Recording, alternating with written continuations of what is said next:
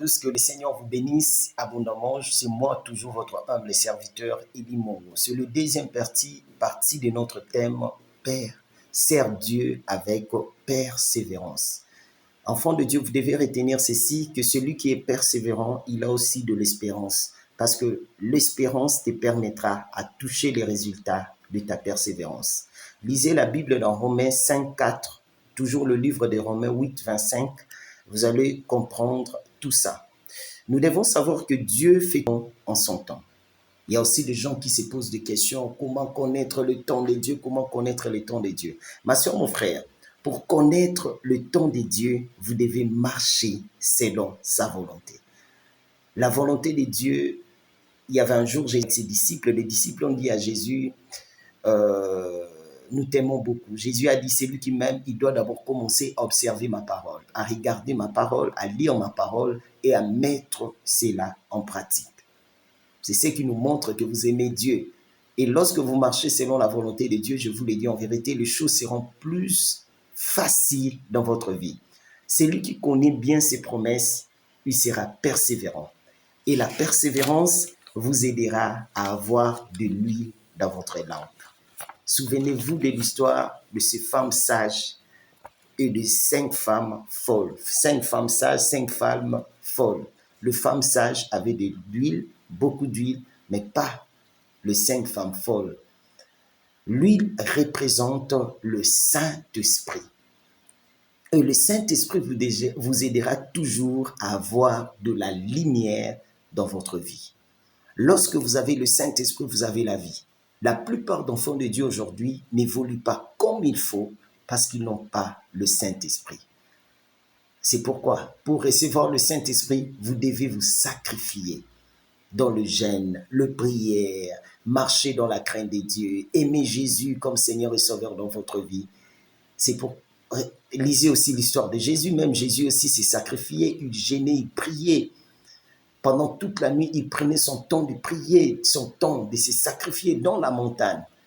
Enfant de Dieu, c'est pas facile, mais c'est important. Ça va vous aider à bien persévérer avec Jésus.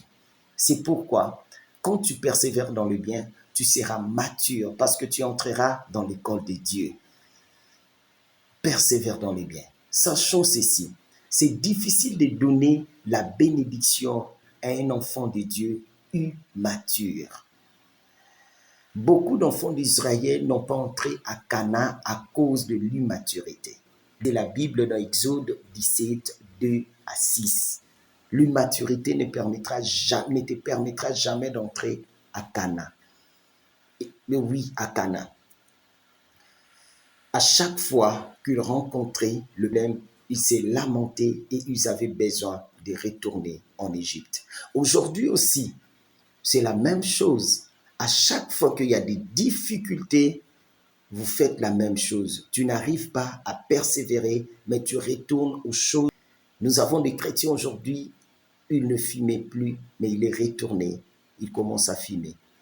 Nous avons des chrétiens, ils ont abandonné l'alcool, mais aujourd'hui, ils retournent dans l'alcool, dans la prostitution, dans le vol. Et nous avons des chrétiens escrocs.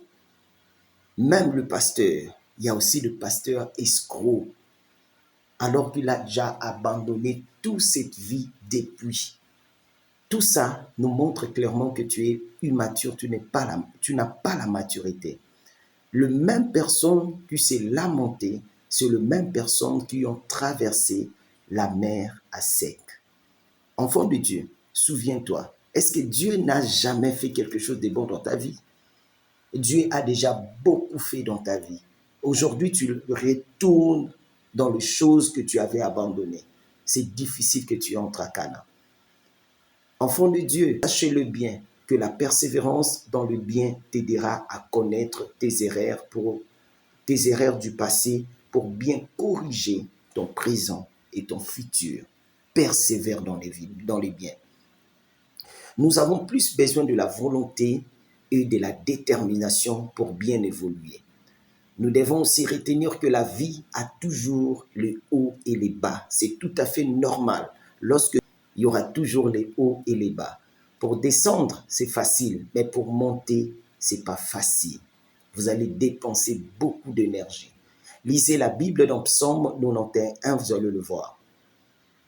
En continuant, je vais ici. Les enfants d'Israël devant eux, c'était la mer Rouge, mais derrière eux, c'était les Égyptiens. Mais ils n'avaient pas besoin de retourner parce qu'ils venaient de l'Égypte. Donc ils n'avaient pas besoin, ils avaient plus besoin plutôt d'avancer. C'est pourquoi tu toucheras tes promesses lorsque tu décides à avancer. Avancer, ça veut dire persévérer. Imagine, Dieu dit dans sa parole, mes voix ne sont pas vos voix. Mes pensées ne sont pas vos pensées.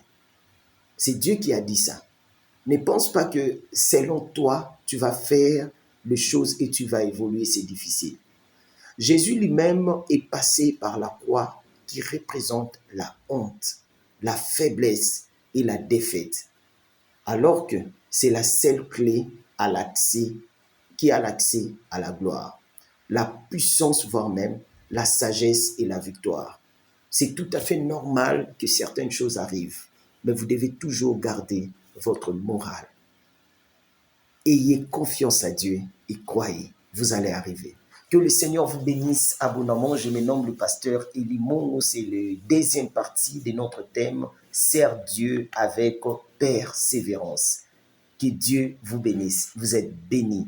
Partagez, commentez, aimez. Ça va aider beaucoup de gens. Que Dieu vous bénisse. Persévère.